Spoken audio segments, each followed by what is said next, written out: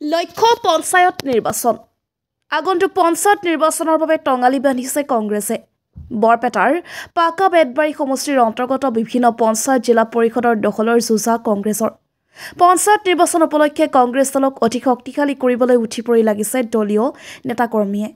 মঙলবাৰে পাকা বেতবাৰী সমষ্টিৰ ৰাধাকুছিৰ কংগ্ৰেছৰ যোগদান কাৰ্যসূচী প্ৰায় 4 শতাধিকৰো অধিক লোক কংগ্ৰেছত যোগদান বিধায়ক জাকিৰ হুছেইন সিকদাৰৰ উপস্থিতিত AIUDF অগপ বিজেপি অসম জাতীয় পৰিষদ দলৰ নেতাকৰ্মী কংগ্ৰেছত যোগদান মণ্ডল কংগ্ৰেছৰ উদ্যোগত আৰু জাকিৰ হুছেইনৰ নেতৃত্বত ৰাধাকুছি পঞ্চায়তক কংগ্ৰেছ পূৰ্ণ কৰাৰ প্ৰচেষ্টা সভাত উপস্থিত থাকি বিধায়ক জাকিৰ হুছেইনে কেইবাটা গুৰুত্বপূৰ্ণ মন্তব্য কৰে এক দেশ এক নিৰ্বাচন অখিল গগৈ সন্দৰ্ভতো গুৰুত্বপূৰ্ণ মন্তব্য প্ৰদান কৰে বৰপেটা চেঙাৰ পৰা লাচিত বায়ানৰ report North East Frontier News আজি ৰাধাকুছি মণ্ডল কংগ্ৰেছৰ উদ্যোগত এটা যোগদান কাৰ্যসূচী আছিল তাতে বিজেপি AJP UDF আৰু তৃণমূল কংগ্ৰেছৰ বহু কেইবা শতাধিক আমাৰ ব্যক্তিয়ে যোগদান কৰিছে আমি কেৱল নেতৃস্থানীয় ব্যক্তিসকলক যোগদান কৰিছে তেওঁলোকৰ সমৰ্থকসকলক আমি পৰৱৰ্তী সময়ত ৱাৰ্ডে গৈ যোগদান কৰাৰ কথা সকলোকে কৈছোঁ গতিকে আজি যোগদান কাৰ্যসূচীৰ জৰিয়তে যিসকল ব্যক্তিয়ে আমাৰ দলত যোগদান কৰিলে আন দলৰ পৰা আহি এই যোগদানে ৰাধাকুছি মণ্ডল কংগ্ৰেছ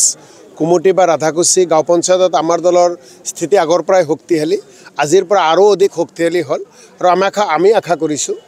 যে আহি থকা পঞ্চায়ত নিৰ্বাচনত কংগ্ৰেছ দলৰ সমৰ্থিত 10টা ৱাৰ্ড মেম্বাৰ জয়যুক্ত হ'ব আৰু ইয়াৰ কাউন্সিলৰ জয়যুক্ত হ'ব আৰু জিলা পৰিষদৰ প্ৰাৰ্থী এই গাঁও পঞ্চায়তৰ পৰা বিপুল ভোট লাভ কৰিব চাওক প্ৰতিজন বিধায়ক বা সাংসদ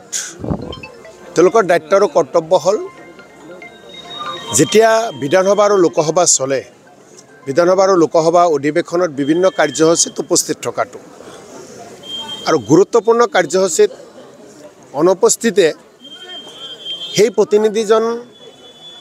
এই দেশখনৰ এই ৰাজ্যখনৰ আৰু নিজৰ সমষ্টিৰ প্ৰতি কিমান দায়বদ্ধতা তাৰে প্ৰমাণ কৰে চাওক অখিল গগৈ ডাঙৰীয়া কিছুদিন আগত যুদ্ধ বিৰতিৰ কথা কৈছিল আমিও ভাবিছিলোঁ যে একেলগে কাম কৰাৰ কাৰণে চিন্তা কৰোঁ কংগ্ৰেছ দলে বিজেপি বিৰোধী ধৰ্মনিৰপেক্ষ ৰাজনৈতিক দলসমূহৰ লগত অখিল গগৈ ডাঙৰীয়াৰ লগত আমি বহুতবাৰ মেল মিটিঙো কৰিছোঁ তেখেতক সমালোচনা কৰাৰ আমাৰ ইচ্ছা নাই কিন্তু তেখেতে এনেকুৱা কিছুমান কথা কয় যিসমূহ কথাত অসমৰ ৰাইজৰ মনত দুখ দিয়ে আৰু কংগ্ৰেছ কৰ্মীসকলৰ মনতো দুখ দিয়ে কোন দলৰ কিমান শক্তি তেওঁলোকে নিজে সেইটো কৰিব কিন্তু কাৰোবাৰ লগত কোনোবাই নাথাকিলেই বুলি শূন্য হ'ব এই কথাটো মই ভাবোঁ এজন অভিজ্ঞ ৰাজনীতিকবিদে কেতিয়াও নকয়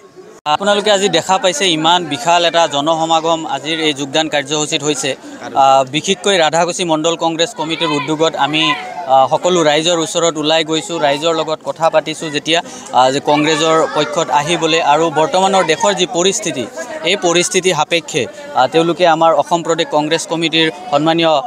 কাৰ্যকৰী সভাপতি তথা সৰুক্ষেত্ৰী সমষ্টিৰ বিধায়ক জাকিৰ হুছেইন সিকদাৰ ডাঙৰীয়াৰ নেতৃত্বৰ প্ৰতি আকৰ্ষিত হৈ কংগ্ৰেছ দলৰ নীতি আদৰ্শৰ প্ৰতি আকৰ্ষিত হৈ আজি হাজাৰ মানুহ প্ৰায় ওলাই আহিছে আজিৰ সেই সভালৈ আৰু ইয়াত বহুত লোকে কংগ্ৰেছ দলত স্বইচ্ছাই আন দল ত্যাগ কৰি যোগদান কৰিছে প্ৰায় ধৰি লওক 400তকৈ অধিক লোক যোগদান কৰিছে আৰু বহুত লোক ইয়াতে ওলাই আহিছে দেখিছে আন বহুত আগলৈও যোগদান কৰিম বুলি কৈছে আমাৰ ৱাৰ্ডেও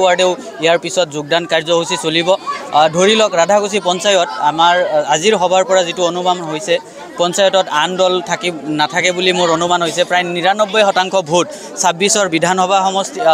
ইলেকশ্যনতে হওক বা আমাৰ আগন্তুক পঞ্চায়ত নিৰ্বাচনতে হওক 99% ভোট গ্যাৰাণ্টি আমাৰ কংগ্ৰেছৰ পক্ষত পৰিব